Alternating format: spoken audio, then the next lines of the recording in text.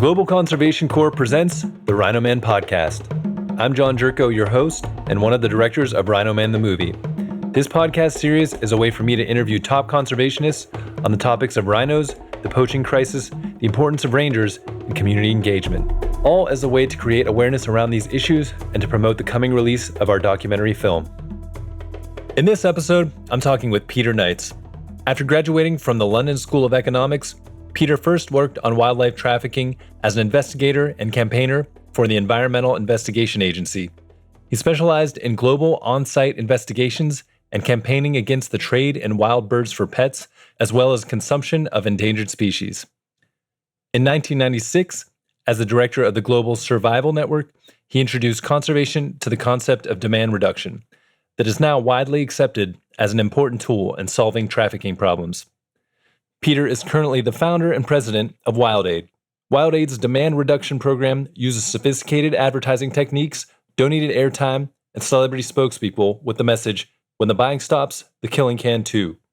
In this conversation, we talk about Peter's early days in conservation, how he came to see demand reduction as a powerful tool in stopping the illegal wildlife trade, the beginnings of WildAid, and Peter's first campaign with his longtime ambassador, Jackie Chan. We dive into WildAid's campaigns to reduce the demand of ivory and rhino horn. We discuss WildAid's successful partnership with the Chinese government. We talk about the over 100 ambassadors who've appeared in campaigns, including Yao Ming's contribution to WildAid's campaigns and documentaries. There's so many legend stories and so much passion for conservation in this episode. Peter is one of the greats, having massive positive impact on the world. You're really going to enjoy this one. So without further ado, here's my conversation with Peter Knights. All right, Peter, welcome to the RHINO Man podcast. It's really an honor to have you on here. I appreciate you coming on. No problem. Pleasure to be here. Yeah, and I think our team connected with you several years ago when we were doing some recording for the documentary, and you gave us some great information, especially on the demand side, which, I'd love to go in more depth with you a little bit later on. But to start the podcast, how about you just give us a little brief intro to what WildAid is and your role with WildAid. Thank you. Well, I'm founder and president currently. I was a CEO, and WildAid really focused to a large degree on reducing the demand for endangered species products. I went to London School of Economics and realized that, if you seek to only restrict the supply, all you do is push the price up, right? So you have to, at the same time as you do things like pass laws and bans and have law enforcement, you have to also be working to reduce the price, to reduce the incentive for the people involved to be involved. And so we really, I think, were the first organization to look at that seriously and to implement a massive public awareness campaign in China in particular, but all over Southeast Asia, to really educate people about what was going on with rhinos, elephants, sharks, all these animals that were being overexploited for luxury products, where the consumers, in most cases, had no idea that the products were unsustainable, that they were often cruelly obtained. So it was a lack of information. And the question was, how do you get that information to the right people? And the way we came up with it was really a massive advertising campaign where we got pro bono donated media space and had spokespeople like Jackie Chan, Yao Ming, the NBA player, Jay Chou, a huge musician, but really now over 200 different Chinese and other Asian ambassadors to convey the message, when the buying stops, the killing can too, to make people connect the demand directly with what's going on in the field and the poaching. And so that was really our main focus. We do other things too. We do marine protection and various other work, but that was really the big focus of WildAid. Yeah, and I'd love to dive into a lot of those different aspects that you just mentioned, especially, how this all kind of came about. But let's kind of go way back and how you originally got connected to conservation. Was there anything in your early childhood or early days that connected you, or was this something that kind of came about later on?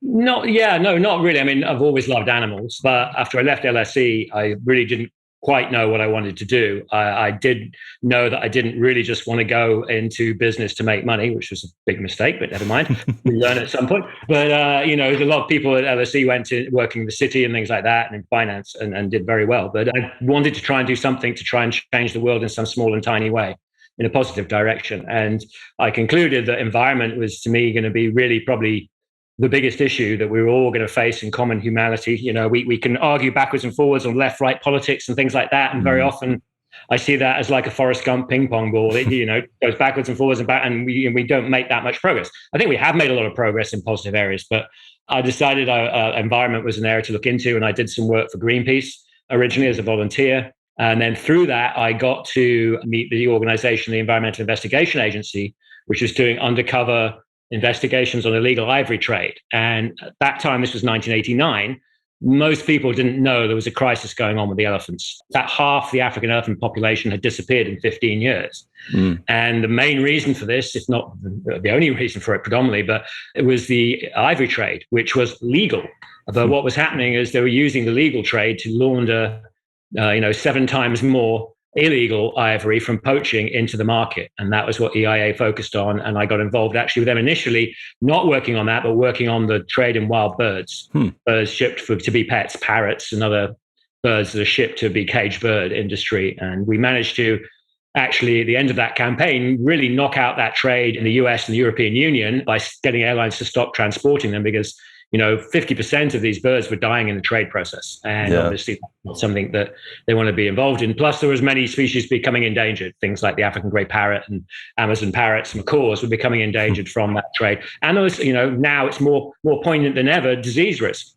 So there's things like psittacosis and Newcastle's disease, which is dangerous for chickens. And so we've seen with COVID just how devastating that can be. And so we ran campaigns on that and managed to really break the back of that. So it's probably at about 10% of what it was back then. And that was the first thing I really did on environmental work.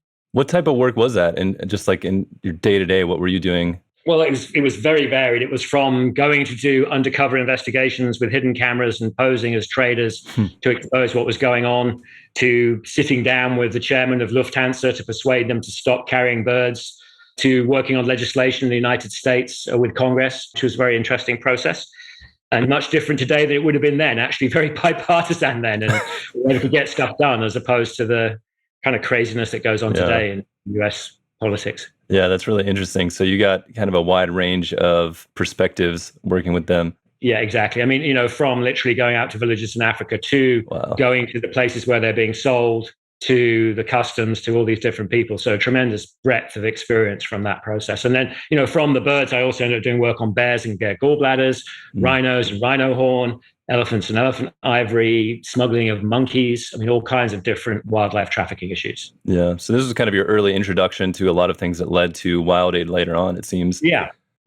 Well, and, the next phase was really, we did a lot of work in Taiwan about rhino horn trade in Taiwan. And the big discovery for me was that, that the sort of the stereotype was, well, people in Asia just don't care. And actually, when I was out there meeting a lot of people in Asia, I found actually when they had the information, they very much cared, but nobody had told them what was going on. And so you saw this massive disconnect in information and these new booming economies where people have kind of silly new money and they were spending on silly things. And this is one of the silly things. But if you actually explained to them the impact of what they were doing, then they didn't want to be part of it. So that was what really focused me on the whole demand side thing, that, we've got to address the demand, because at the same time I was going to Africa seeing we'll never have enough money to do the enforcement 100%. I mean, and if you look at the drugs trade, I mean, I think it's like 25 trillion or something like that has been put into trying to enforce that away out of drugs trade. And drugs are cheaper and more available than ever before. So clearly that's not a winning strategy. You have to look at the demand. You have to impact the demand, not necessarily eliminate it, but push it back down so that the other mechanisms have a chance to succeed. Yeah, for sure. Yeah, I mean, the Rangers are a huge focus in our film, but I think a lot of even the Rangers understand that they're kind of just this final line of defense that's holding off until something else happens, either culturally or, education or opportunities for people in those areas, or stopping the demand, like you're saying. So it's fingers in the dam, right? The cracks in the dam, you got fingers in there. You realize you've got to stop the water filling up behind, right? That's the only way to do it. And a lot of rangers, I've spent a lot more time in Africa now. A lot of the rangers are like, oh my God, thank God someone's doing something about the demand, because we're just totally onto a losing thing and they're totally getting outgunned unless you can start to impact it. And, I was just in Kenya 2 weeks ago, the David Sheldrick Wildlife Center, where they have orphaned elephants, and back in 2013, when we were doing the work, they were going there a lot. We're taking people doing lots of publicity in Asia, and they had like 50 or 60 very small elephants all coming through there all the time. And now there's like 20, and most of them are much bigger. They've been there a long time, because when it went through the poaching crisis and China banned ivory and the demand reduction campaigns are successful, suddenly they're getting way, way less orphans. And now most of the orphans are not from poaching, they're from human-wildlife conflict. Yeah. So how did WildAid come about originally? I mean, it seems like a bit of a leap to start your own organization and kind of go that direction. Yeah, well, yes. Well, I mean, basically because EIA was doing these investigations exposés, which was great and valid, but we felt that there needed to be a different, longer term approach. And it's great getting something in the news for a day that if you don't keep it there, then it just goes on, right? So you have to have a more sustained approach. So 4 of us got together and started WildAid and focused some on anti-poaching in Russia and in Cambodia and things, but also on China and trying to stop the demand. And, we had been doing a lot of work in Hong Kong, Singapore, Taiwan, Thailand, Malaysia, which the market was before because the newer money in Asia was there, until sort of the 90s. And then in the 90s, suddenly China emerged as this massive economic powerhouse with hundreds of millions of people being brought out of poverty, but also at the same time, a massive expansion on the capacity to consume things like shark fin and rhino horn and everything else. So that was the obvious place to shift to. So we actually really targeted the Beijing Olympics in 2008 as sort of obviously that was probably one of the most important events in China. Possibly since the revolution, frankly, it was kind of the coming out party of China where the new China was presented to the world. Very, very important. And we managed to work with a lot of athletes and the Chinese government to make environment part of that and to make not eating shark fin part of that. And so we managed to get a massive partnership with Chinese media, great distribution, plethora of Chinese superstars on board, and the backing of the government to the tune of literally now, last year, I think we got $300 million worth of donated media space. Wow. And so, we're doing the messages, but the heavy lifting of the broadcast time is being donated by Chinese media outlets. So that's their participation, which is just incredible. And so, from that scale of campaign, you were able to really change things. So, the shark fin imports to China were down 83% in 3 years.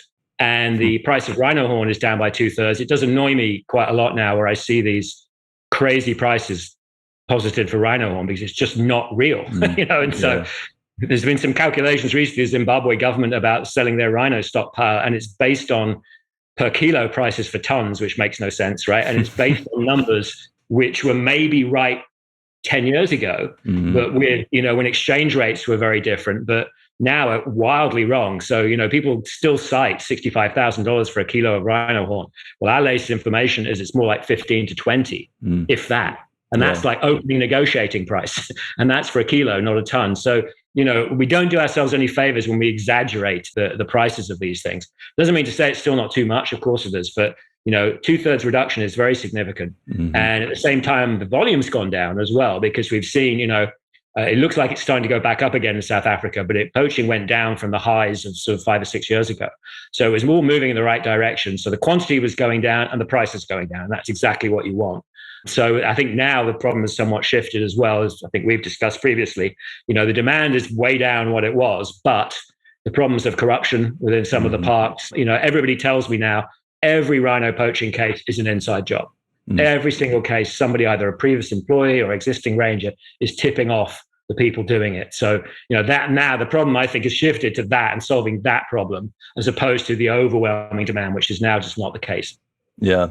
I mean, it's pretty impressive to hear those drops in numbers over the years too. And yeah, I mean, I agree. I hear a lot on at least South Africa is where I'm more connected, that there is just way too much corruption and the crime syndicates are pretty tough there. And, they're even putting a lot of pressure on the rangers just in terms of threats and stuff too. So, yeah. Well, that's right. It's not, when we think about corruption, it's not just people being paid off. It's they're being told, either you take this money and you take the rhino, or we come and beat up your family or worse, So it's intimidation and corruption working together, which obviously I have great sympathy for any of the rangers on the front line. I think they are the real heroes of this whole movement. They face incredible pressures, but you need to put the systems in to stop it. And in places like Kenya, they haven't had, I don't think for the last 2 years, there's been any rhinos poached in Kenya. And almost every single case, it's private reserves where they do lie detector testing, integrity testing, and stuff like that on a regular basis. And it just seems to work. It's like, you get rid of the bad apples. And if not, the bad apples ruin it for everybody. And it seems still in South Africa, partly because of the unions, they won't allow that in the national parks. And so basically, now COVID is lifted and people are back in the parks, the poaching's going up. You think the other way around, the more people are around to survey, but the people are surveying the rhinos for the poaching.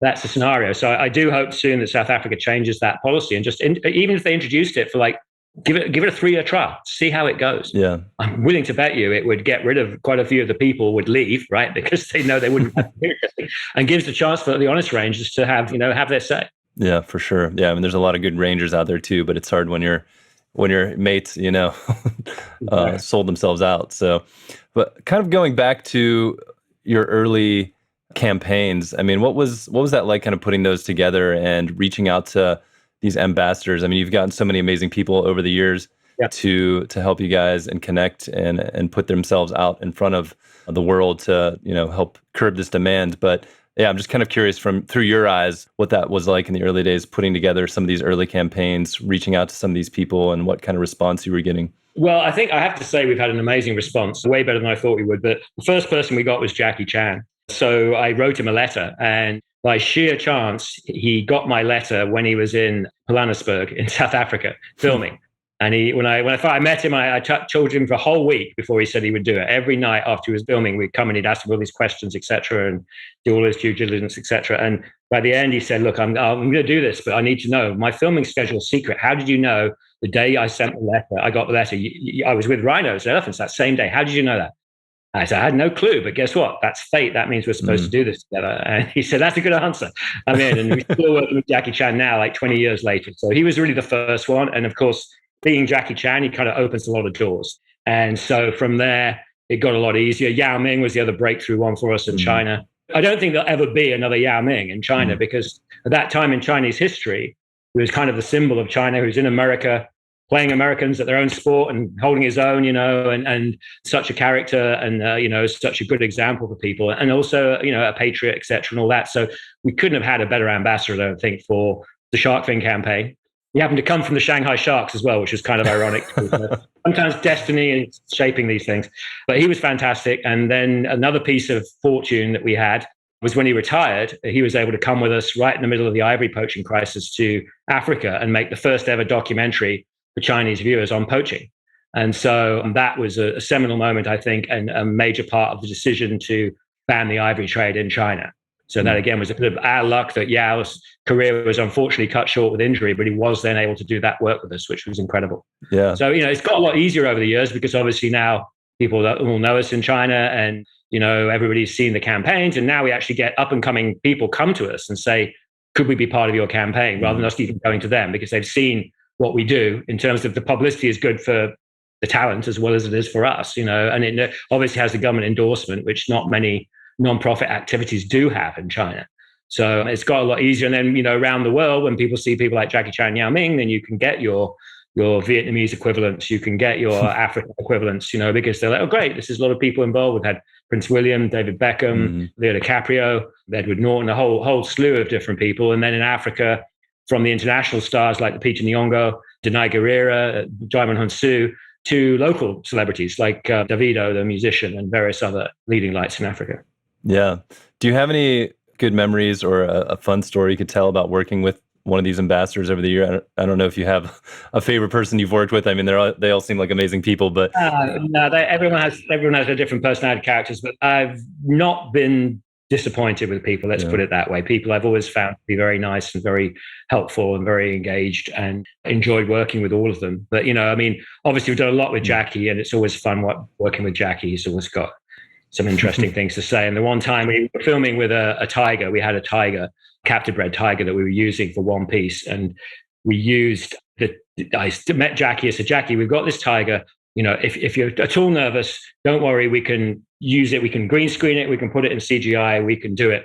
I said, but if not, the trainers, you're totally happy with you petting the tiger. This is a tiger that's very used to people, etc. Even feed it a milk bottle, And so he said, no, I don't want to pet the tiger. Don't want to pet the tiger. I said, oh, no problem, Jackie. We'll do it. We'll do it all in post. We'll do it with that. He said, no, you don't understand. I want to wrestle the tiger. And that's Jackie for you. And in the end, he came on and did it, and it got on great with the tiger, etc. As he has done with a rhino. We had a rhino one time, and Spike the rhino, and Jackie was very happy to work with Spike the rhino. So, we felt it's important to have animals in it because people at the other end don't necessarily connect the product with the live animal. And so, we've had animals in our pieces to try and connect people with the actual living live animal. I mean, in some cases, it's just bizarre, rhino horn traders never seen even a photograph of a rhino. Yeah. This is in Taiwan like 15 years ago. I mean, things have changed now with National Geographic and stuff, but really a disconnect between the whole thing. And so connecting people, we think, directly with the living physical animal is kind of an important part of the messaging. Yeah, absolutely. And was that first campaign that you did with Jackie, was that for the rhinos? I know I've seen one of the rhino ones, but... Well, the first one we did with Jackie was everything. It was actually, first piece I did was shot on a high-8 camera, and I managed to get Annie Lennox to donate the song Why to it. And then it was very, very simple. It was the tiger is killed for its skin and its bones. It was an image of a tiger being killed, the product. And then it went through that, turtles, elephants, bears, just explain, making the connections. Like, here's the animal, here's what happens to them, here's the product.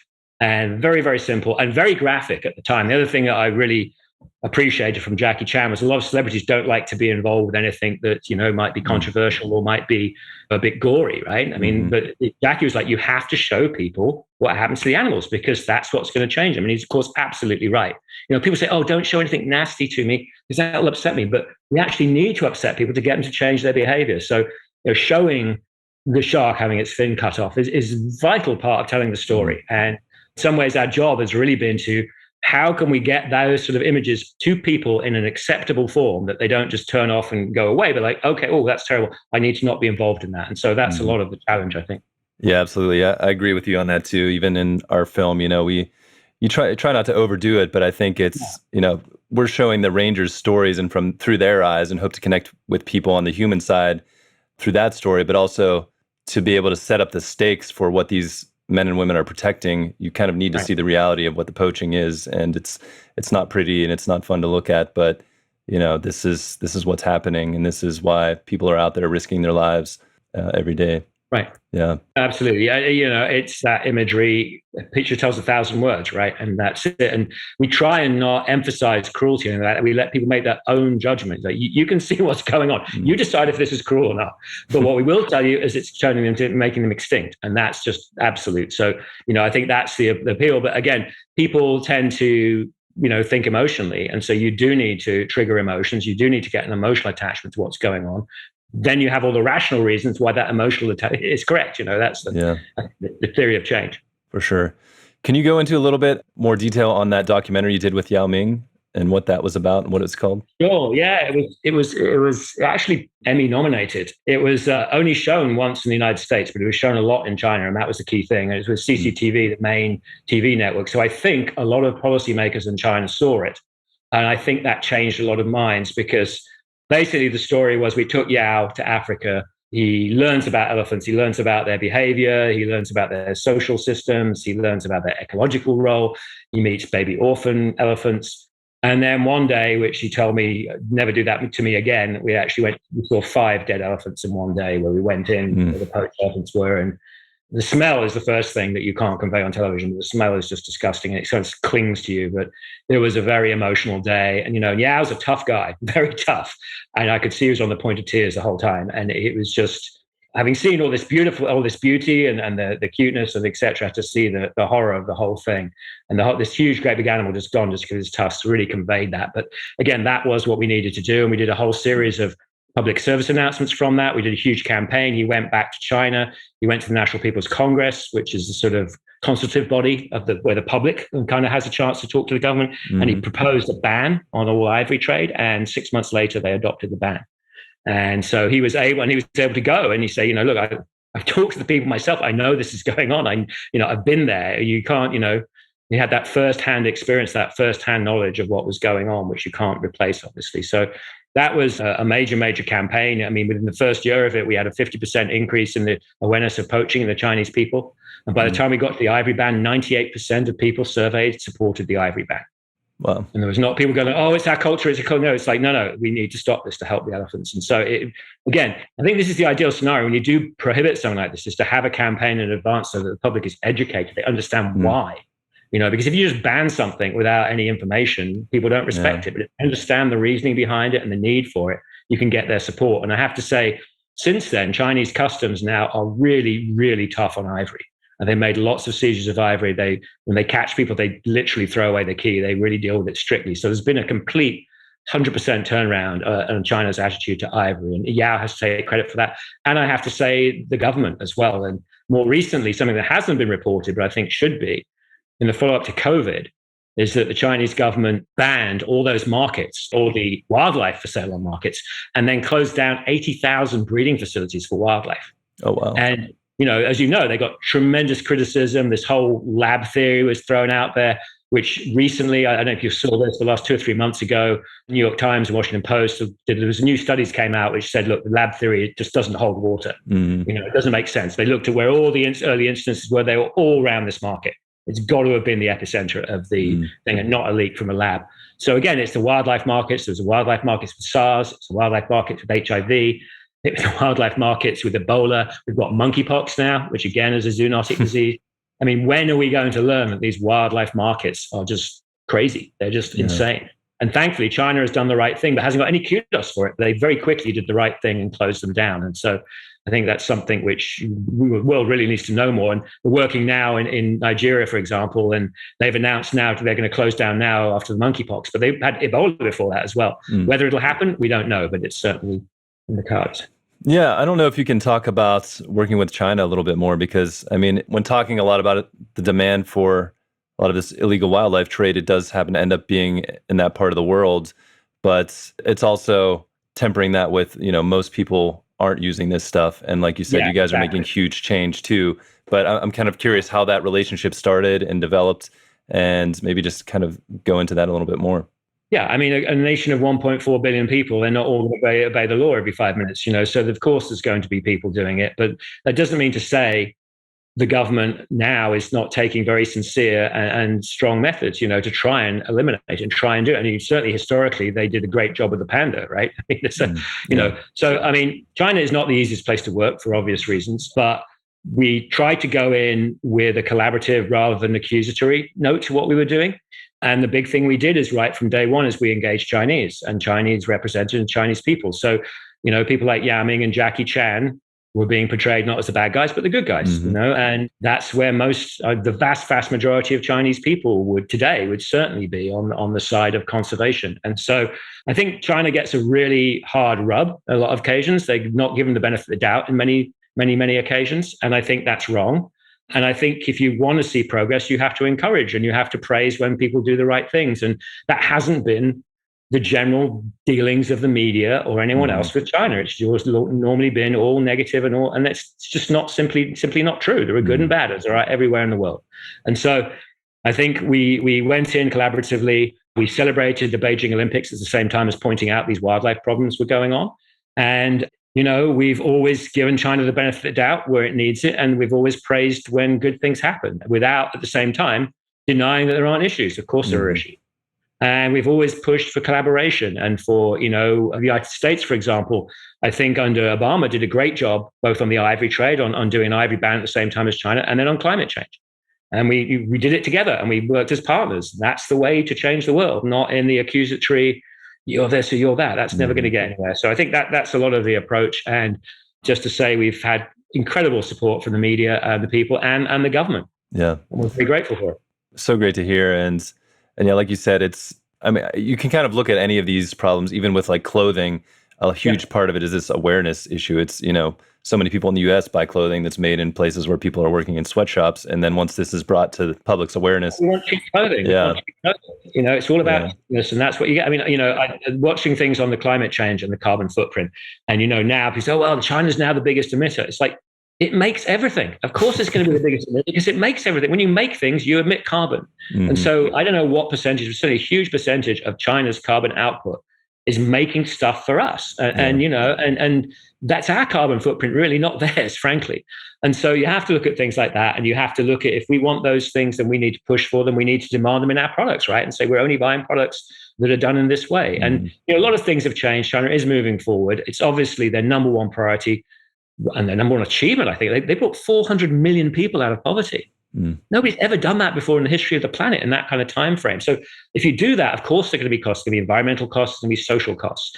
But that's the balance they chose. If you look at us in our industrial revolution, we would do all kinds of labor, violations, environmental violations. My God, people dying outside factories. It's like, so that's what they've been going through. So I think it's like just a degree of understanding, a degree of that we are part of it. We are part of that process, goes an awful long way, and give people a little bit of the benefit of the doubt. They're not evil, but they're trying to do their best in what are often very difficult circumstances.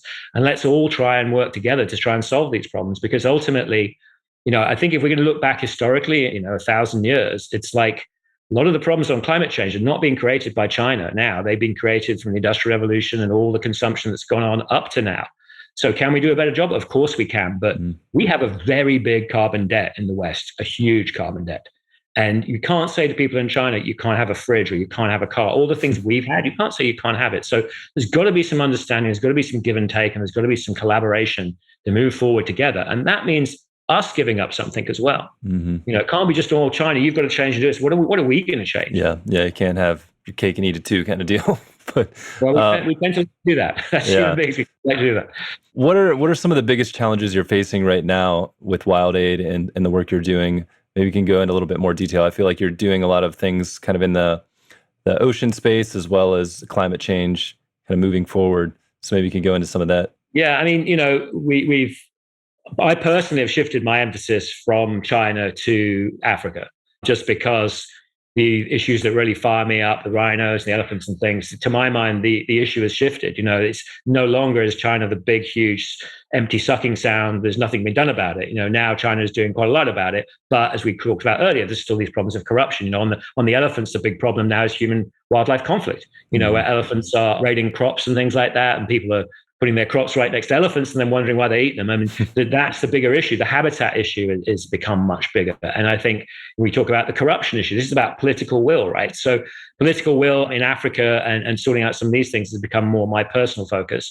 But the organization has also been trying to do some climate work in China, working with the government to try and reduce, encourage people to eat more vegetables and a lower meat diet, which is obviously something we need to look at around the world. I mean, it's quite clear we can't all consume meat at the rate of the United States has been. That's just not sustainable land-wise, water-wise, forest-wise, anything. We've got to move in a different direction. So we're working on that. On the marine side, we do protection of marine reserves and really helping train rangers and put in good systems in marine protected areas. As you know, there's been a big spurt on increasing more protected areas and trying for 30% of the ocean by 2030, this very ambitious goal. But there's no point protecting it if then you don't actually protect it. There's no point just drawing a line on a map and walking away, which tends to happen. Yeah, you need someone there on the ground. Well, and then people that are properly trained and properly equipped with a proper system and a proper legal system to be able to do something about it and to make the enforcement real. And it's not easy, but we're working on that. And in the Galapagos, for example, we've been there for quite a long time. And when we started, there was one boat to cover the size of, forget which state, New York State, like a huge area, one boat, it was broken down. And that was it. And so from there, we've gone to making it one of the best protected marine areas in the world. It's got radar systems, satellite monitoring systems, trained rangers, suite of boats, camps in key places, even an airplane, and all these different things that actually make it really well protected. And, we went from a situation where there was up to 10,000 shark fins in an individual seizure to where now there's hardly been any cases in the last 7 or 8 years of shark finning. It has the densest shark population in the world. So getting that protection in the front lines, it's not very glamorous, frankly, but it's practically needed. And it's been an area which people have tended to shy around from. People tend to do science and research and then, the glory is in declaring the park, but then the reality is in making it work afterwards. And very often a lot of these places don't have a huge amount of tourism or income. And so they need some support in the enforcement. With a lot of this work, have you had many interactions with rangers? I'm just kind of curious if you've had any connections on the ground, if there's like a story you can tell of someone that stood out or anything that comes to mind. Well, I mean, I have a tremendous respect for rangers. They do an incredibly tough job, usually for very, very little reward. And sometimes they are even sort of ostracized from their local communities. And so I think it's a very, very tough position to do. I've met so many dedicated people. I mean, I think I've had people just say to me, when they found out, usually I don't really say very much about what I do. I listen about what they do, etc. But, if they find out what we do, and maybe sometimes I show them one of our messages and they're like, wow, this is so important. Thank you so much. And I had a guy with an orphanage once started crying because he said, oh, what you're doing is the only hope for my elephant friend here and all his other friends, because, we can only, like you said, we can only hold the line. We need to change the dynamic, and it's very important. And so people got very emotional when Yao was there because, again, they saw the relevance of Yao. In fact, we went to a Samburu warriors ceremony. Yao became a Samburu warrior, and they basically asked him to become one of their heroes historically to help them save the elephants because they benefit a lot from conservation and they're having very heavy poaching. And so that was pretty moving to have him see honorary warriorship from the Samburu warriors to help them. And then we actually took him back, after it changed to see the heroes welcome, that he actually went back and changed the dynamic in China. That was pretty special. Yeah. Yeah. I mean, I think for the Rangers too, it is good to hear that other people are doing things out there and they're giving support because, from what I've heard from some, it's just, you're out there for so many days on a deployment, you don't have connection with other people. And, you can kind of get to this point where you feel like, what am I doing this for? Does anyone care? So when they hear these stories or see what you're doing, it's part of a global team, right? You're part of a global team. How's David Beckham and William and Yao and Jackie Chan? All these people are all working for the same thing, and you're part of the team. And that's, something I hope, which is somewhat inspiration to them. As you say, it can be pretty lonely out there. And, we've done Ranger Awards and things like that, which I think could be very good as well, where they get some recognition. And we've done public service announcements where we just, make them as heroes. So one of the things I'm doing now is a series called Unsung Heroes, which is going to go on TV on probably People's Weather Channel, is airing a lot of our stuff right now, but really just celebrates the Rangers and what they do and tries to explain quite how difficult their job is and the circumstances. And, they're doing a service to the country, right? They're just like the military. Yeah. In the United States, the military is certainly revered for what it does for the country, and Rangers should be seen in that same light as they're protecting the country and they're protecting the country's resources. And it's sometimes, I think, easy to forget that. For sure. Yeah. And I think a lot of people don't even realize they're out there doing this work. It's like police and fire are kind of in front of you, but yeah. That's one of the things we're working on now with South Africa is, to try and get more, particularly Black Africans, out to the parks because, for many Black Africans, it just doesn't occur to them to go to the national parks. And of course, it's most people, if not everybody I've met, when they've gone and done it, they've loved it. They're like, wow, it's fantastic. I used to live in London, and we have the best theatre in the world in London, and you never go because you're like, oh yeah, it's just there, I can go anytime, but you don't go. So, we really want to push, particularly with COVID coming through, domestic tourism. I mean, go and the nice thing about the national parks in South Africa is many you can drive your own vehicle to. You don't need to hire a vehicle. And then there's often pretty cheap and affordable accommodation. It's not all high-end luxury. And so people can do it. I just don't think it occurs to them to do it. And we'd really like to encourage to get more people out there. Then they become engaged. I think then they see what's there, and that gets them, and that helps with the political will, which is needed to keep these animals alive. Yeah, that's so great. Yeah, and I hear from so many people that have gotten into conservation that's one of the ways that they got connected originally was maybe as a younger kid or child. They saw wildlife for the first time in one of those parks, and that really made a huge difference. This is kind of going back a little bit, but how did the phrase "when the buying stops, the killing stops" come about? I don't know if you could tell that story of how you guys developed that. That was Jay Walter Thompson. So, I mean, the original idea for this was, we needed to affect the demand. How do we do it? Well, how do companies try and increase demand? They do it for advertising. And so can we turn the advertising industry on its head to reduce demand rather than increase demand? So we went to, and at the time in Asia, the advertising was pretty basic. It wasn't very sophisticated. This is talking about 1990s. It was pretty basic.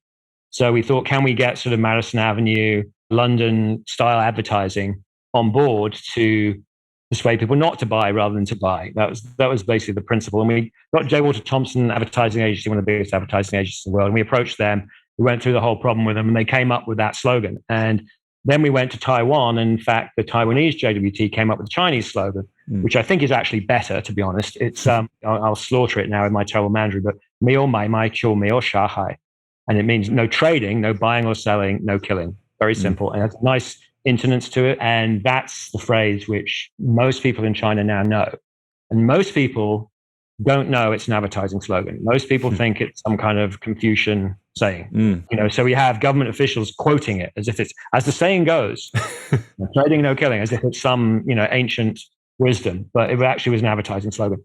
And so that was from J. Walter Thompson. A lot of what we've done is we've worked with advertising agencies and given them the brief, and then they've come up with ideas, and then we've worked with them to fine tune it, try and make it culturally appropriate and things like that. And that's how we've managed to get some great creative work and some very high standards of production. So some of our productions, the fancy ones, we pay about 100 to 125,000 for an ad.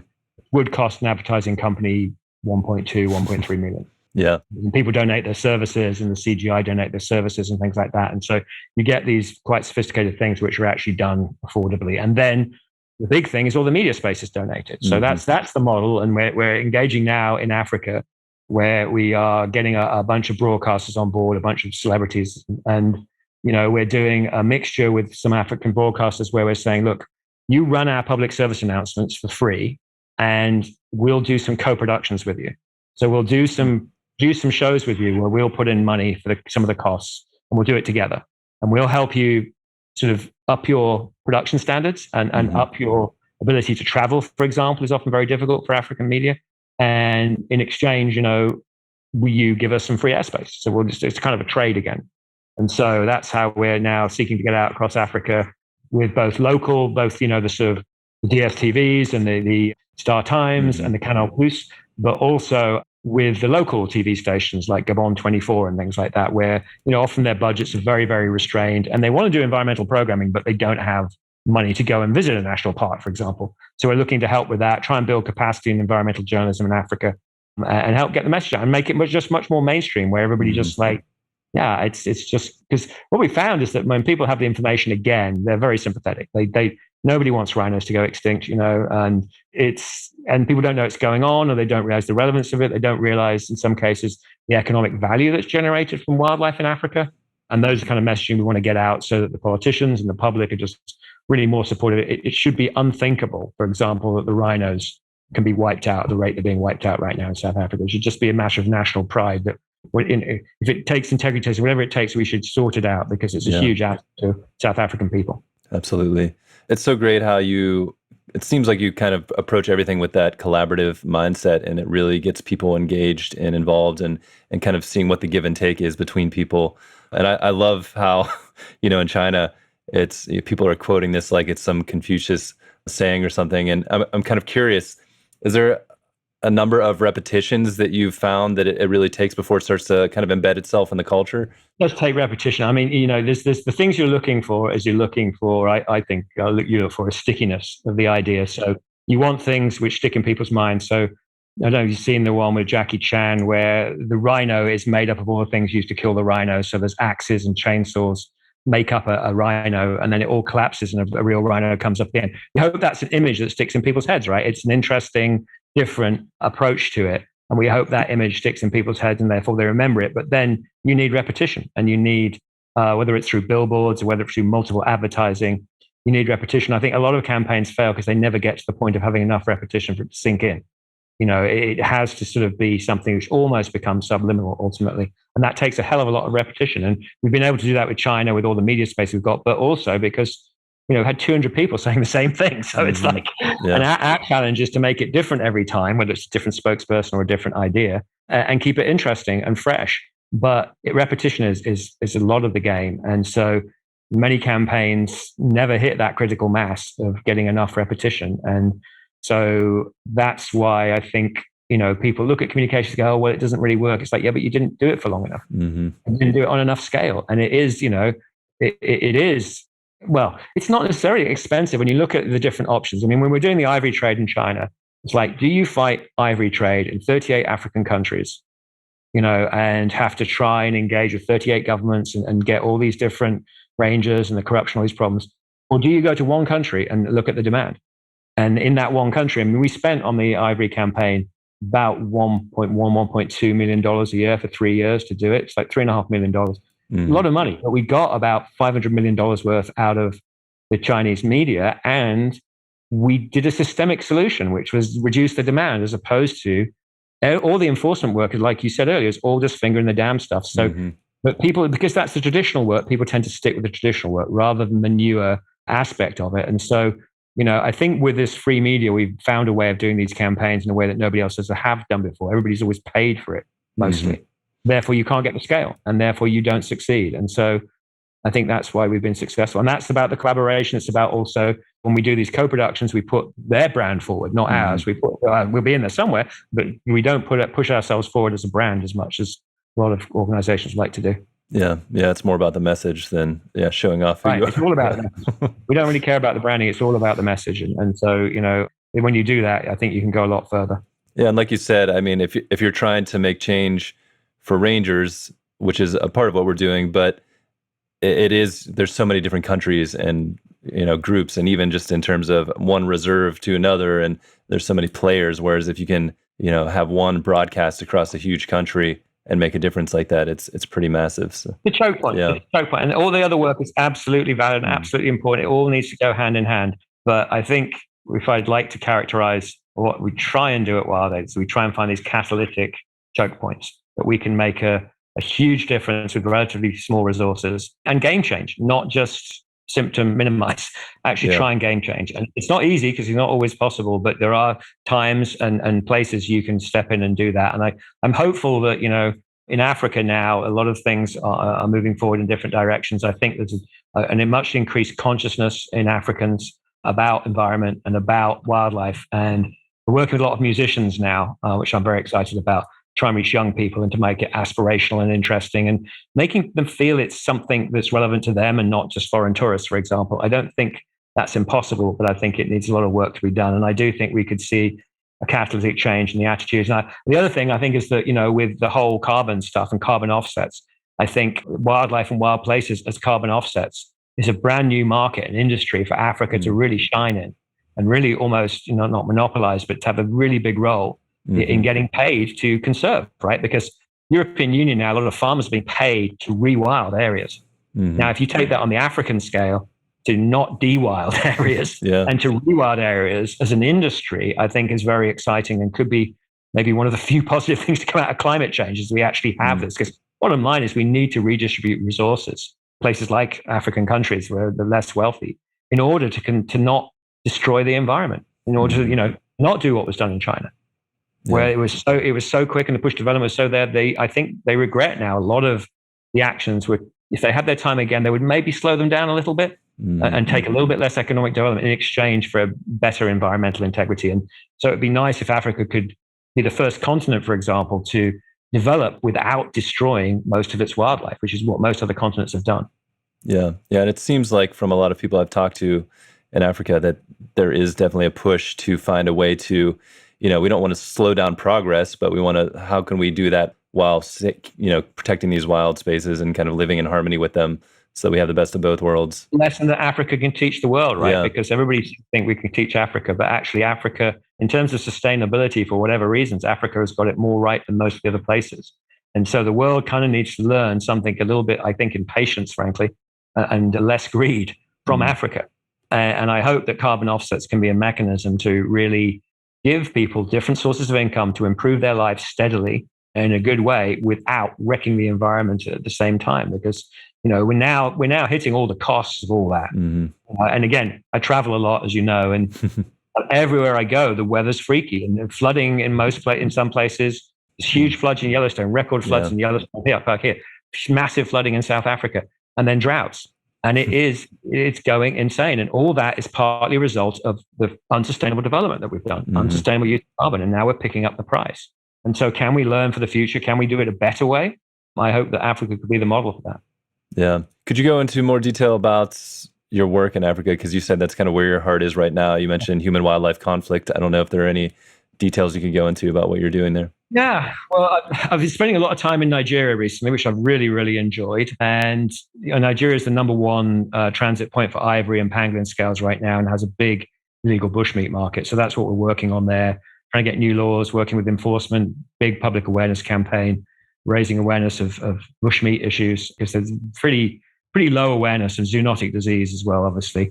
But also on the human-wildlife conflict, I mean, it's really clear that as agriculture expands, this is why a lot of wildlife has been wiped out, right? I mean, here in California, the state symbol is the grizzly bear. All the grizzly bears were killed because they wanted to protect sheep farming, right? So that was where they all went. Can we evolve a better way than that? And the good thing in Africa is that where most places lost their wildlife, there wasn't really an economy around wildlife tourism. So there wasn't really a financial benefit of keeping the wildlife at that time. Whereas in Africa, there clearly is financial benefits from tourism. And so, with the human-wildlife conflict, it's like, can we perhaps use some of the resources generated by the tourism to mitigate that conflict, to reduce it, to find methodologies where people can coexist closer to animals? And we're working on a smelly repellent which is based on chili and cow dung and rotten eggs and all kinds of nasty, smelly things, which elephants don't like. Surprise, surprise. But you can spray on crops. It's organic. It seems to be a fertilizer at the same time as being a deterrent to goats and elephants to feeding crops, and reduce the predation and try and help people do that. There's obviously things like electric fences, but they're quite expensive. And if we even have cases where the electric fences are dismantled to make snares for bushmeat trade. So there's no perfect solution to this, but what we're looking for are the ways in which we can make it easier for people to live in proximity to wildlife. And in some ways, maybe also benefit from that wildlife where it's sharing tourism revenue and things like that. So I think that's going to be a huge issue for Africa. And part of what we do with our communications is to sort of share best practices. And so we're looking at projects that have been successful and trying to publicize that, work with governments to try and work out ways of doing all this. But that's going to be one of the big challenges. Yeah, I recently had James Mwenda from Olpejeta in Kenya. Yeah. He was one of Sudan's last caretakers, and he said when he was young, growing up, the elephants would come and eat their crops, and he remembers his mom crying. And this was kind of the inspiration for him becoming a ranger. But they're doing a lot of the same things with chili and stuff like that to deter elephants from eating. There's a bunch of things: bee fences, chili fences. None of them are perfect. Elephants are really smart. And they work out ways of getting around whatever barrier you put up. They work. I mean, even the stories of them dropping logs on electric fences, working out that their tusks are insulated so they can push the electric fence down with their tusks. I mean, they're very smart. So it's very hard. And obviously their areas are getting less and less, and their migratory routes are being blocked. I mean, it's not the elephant's fault. They're just doing what elephants do. We're just coming up with ways of coexisting, and where there are things. Can people be compensated from the revenue generated elsewhere? Right? I mean, looking at Zimbabwe now, and I believe they could increase their visa fees, $30 to get into Zimbabwe right now. Nobody's going to bulk at $50. Use that money to help people that are suffering from elephant issues, and help either with compensate them or mitigation through things like fences and different projects, all kinds of things. And my experience generally in Africa is people are not very greedy. If you give them a bit of help, they're very appreciative of it. And I think, unfortunately, in many countries, just no help is being given. So in Kenya, there's the compensation law, and there's a law, and they haven't put any money in it, so nobody's being compensated. So that just makes you even more angry, right? If you've got your due compensation, you not get it. It's even worse than not having any compensation. But I think there are ways of balancing the economic benefits from the tourism with the impact on local people, and giving them some of the benefit from it. And I think it's very possible, but it needs a lot more attention, a lot more focus. And they've done some amazing community projects in Kenya with people benefiting a lot from the tourism, much less so in Southern Africa. And I think in Southern Africa, if we can get people benefiting more, then some of those conflict issues can be, toned down and reduced. Yeah. And I think the other thing we've got to look at as well is moving elephants around, because the irony now is that there's some countries that have very high elephant populations and major areas that have habitat intact, but no elephants left. So, I think there's a job to be done relocating elephants to some of these areas and regenerating the elephant populations from some of the crowded areas. And even, from the civil wars, the anti-communist civil wars, the elephants were driven down into places like Zimbabwe and Botswana from Angola and Mozambique because of the activities there. So, a lot of those elephants are not even necessarily long-term native of those countries. And now those situations have stabilized. Maybe it's possible to send some of those back.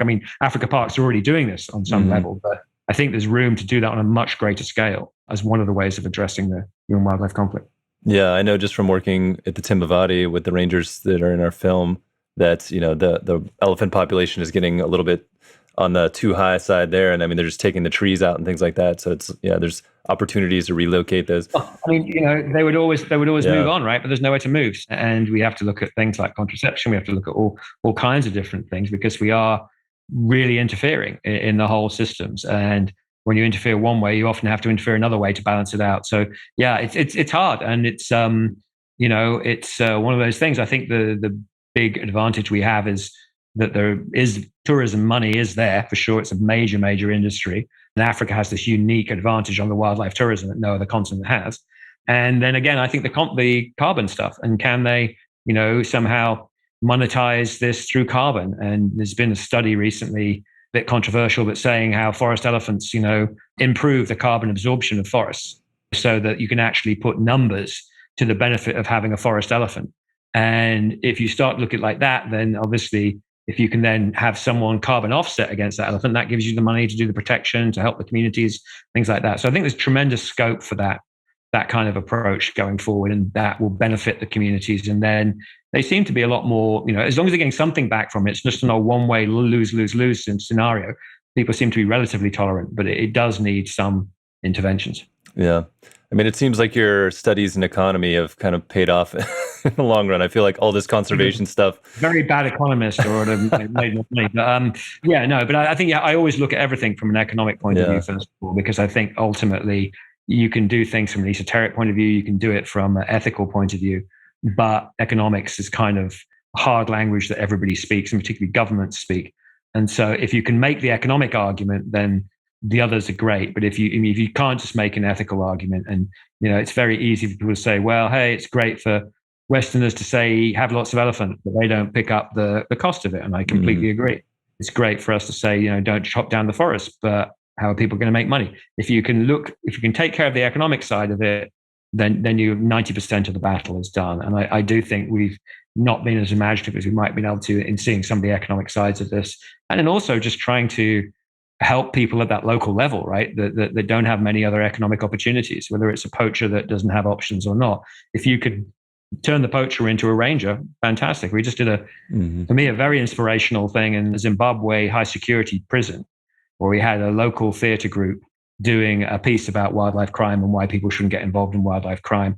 And, talking to people there who sometimes, maybe they didn't have other options, and that was very, very hard. And so if you can create those options, and I said, and it's my hope and aspiration that some of you, when you come out from here, may go and find some kind of career either in conservation protection or in the tourism industry. Obviously, poacher is often the ideal gamekeeper, right? They know the scenario, they like the lifestyle, whatever. That's can often be the way. And it's really just the economics of it, of which side of the rails you end up on. Yeah, exactly. I mean, poaching, when you're not doing it illegally, is hunting. So it's like there's a lot of conservation aspects to knowing that. Yeah, and I've got a lot of people talking about high tech things for enforcement, and drones, even robots and things like that. It's like, well, if you have a drone or a robot and it takes away 50 jobs, what are those 50 people going to do? So it's great having technology. It can be very, very useful, but part of the game is employing people gamefully in the protection side of things, I think. And so you can't negate that. You can't think that technology is just going to solve all the problems, because there's social problems that need more than that. And we just, with Uganda and talking there, like, trying to hire more people from the local communities as rangers, so that it's not all just people being brought in from the big city who are the rangers, but have people from those communities so that they can be liaised with them. And I think another area of this is, can we redirect rangers into human wildlife conflict issues? But especially when the poaching is lower, can they then be re-engaged helping with human wildlife conflicts so that they have better relations with the community? They're seeing as being helpful rather than denying people access. And I think if you trained your rangers to go, if there's elephants crop raiding, you train your rangers to go out in their truck and go and stop and try and move the elephants on. One, it's a safety point of view, so they're more likely to be properly trained to deal with it safely. But two, then the community's like, well, the rangers care about us. They care about our crops rather than they're just stopping us hunting. I think that's something which really needs to be looked at as a whole retraining program for rangers, to recharacterize them as community rangers as opposed to being exclusionary park rangers. Absolutely. Yeah. I mean, James, who I mentioned earlier, that's how he was inspired to become a ranger, because those rangers came out and helped move the elephants on and save their crops so they can, have a living and eat food. So he had a lot of respect. And they have some of the Maasai now, they're engaged with lions in tracking the lions, so that rather than tracking the cattle, they track the lions. And so when the lions are coming, they say, hey, move your cattle along because the lions are coming. And that avoids conflict. At the same time, the people are becoming proud that they're lion guardians, right? They're helping lions. And Tanzania has 8,000 or 20,000 lions in the world. That's something to be really proud of. And if people can see, a benefit, and that their concerns are being listened to and are being dealt with, that's a huge way to move forward in solving the problem. For sure. Is there anything else on the rhino side of things that you are working on or see needs to be done? That's the main focus of our story. I'm just kind of curious. You guys have done a lot in the past. We have, and we still need to do more. It's constant stuff on the demand side, just reminding people of what's going on. But I think now I was talking to my team in Vietnam, And it would be nice to say we've made some progress, right? Actually people have got better and there has been progress, because news always tends to be bad and negative. And it's like, when you need to acknowledge when things have got better. And, things have got better. It's still post-COVID, looks like we're going to have another wave of poaching, unfortunately. But a lot of that, I think, is down, as we mentioned, to the corruption. So there's that. I mean, I really would like to do more in South Africa, getting this integrity testing just accepted as a norm, because I think a lot of rangers would welcome it, because it means that, they know where the person standing next to them stands, right? And if there's some way of implementing that, I think that could be a huge, huge win for rhinos and for rangers and ranger retainment of good rangers and their image, I think, frankly, because it's not good for their image if people all know that selling the rhinos out. Yeah, absolutely. For all the good ones out there, it's not easy to work with it. Yeah, exactly. Which is, I'm sure, the vast majority. Yeah, for sure. Is there anything else you want to leave us with on WildAid and what you guys are working towards in the future?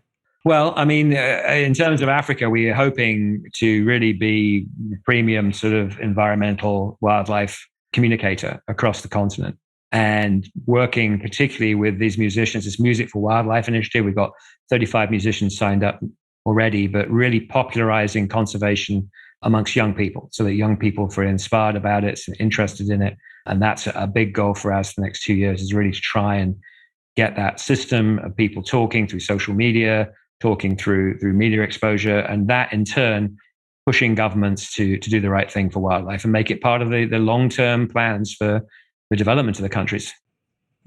Absolutely. And for anyone that's thinking about getting into conservation, what would you tell them? Tough job. Yeah. I mean, it's a tough job. We have a lot stacked against us, I'm afraid to say, in this day and age. I mean, not to say that it's not got better. Historically, probably has.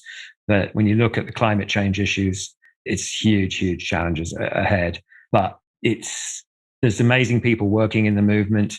There has been amazing progress. When we worry about the rhino, but we should remember that in 1960s there was 50 odd southern white rhino, and now there's 20,000 odd. So we don't necessarily celebrate our good stories enough, I don't think, but there are great successes to report on. I think there is a dawning of awareness all around the planet about the importance of nature and the importance of wildlife, and hopefully we can do enough to keep these populations out there while we go through this economic expansion and all the other issues that are pressing and facing us. But it's not. Someone once said to me, "Is it a sprint or a marathon?" And I said, "It's 1,000 sprints that make up a marathon." That's the reality of it. Is you don't very often get to walk away from an issue that's solved. It's like with the elephants, we much reduced the poaching. It's still a bit of a problem, but we've much reduced it. And now human wildlife conflict has become a problem. There's no end of shortage to what people will do to threaten wildlife, unfortunately. So we need people that are dedicated and are in it for the long haul. And I hope can try and think out the box, right? I mean, we've got our standard approaches, but we obviously need new ideas and new things to come in. Why do you keep doing it? You've been doing this for quite a while, and there's a lot more challenges to go. Why are you still in the game? In the game? Well, I mean, I've just had the privilege. I spent the first half of my career looking at bits of dead animals in Asia. Frankly, it's really a lot of what it was. It's pretty depressing. But on that side, the seeing that people did care was the optimist side of it, and seeing the change it was able to go in places like Taiwan and then China, was pretty amazing. I've just spent a lot of time taking people on safaris that were put back due to COVID. And so, going out and seeing the animals in the wild is also the inspiration for me, whether it's the elephants of Amboseli that are incredible, or the rhinos of South Africa, or the leopards, or, seeing these wild places and seeing the reaction of people when they go to these wild places. It's such an important part of our humanity to nature. And so, if we lose it for my children, their children's children, then it's kind of unthinkable. So that's what keeps me going. It's that we've got to keep these places out there for our own salvation, as much as the animals themselves. And at some point we might realize this. At some point we might do it. So that's the ambition, and that's the goal, is, to persuade the planet that the Earth's worth saving. Yeah, I think that's a great way to end this podcast. And how could people follow along with what WildAid's doing and get involved on that side? Yeah, great. On all our social media, it's all WildAid at wildaid.org. We have a site for Africa called jointheherd.net, which is more about the African programs, what's going on there for people in Africa. But yeah, you can sign up to the newsletters, etc., and stay engaged. And we can all do our bit, and part of it is just spreading the message of what's going on and making people aware of what's happening. And so, hope everybody can join in doing that, and we can move the world in a positive direction for the future.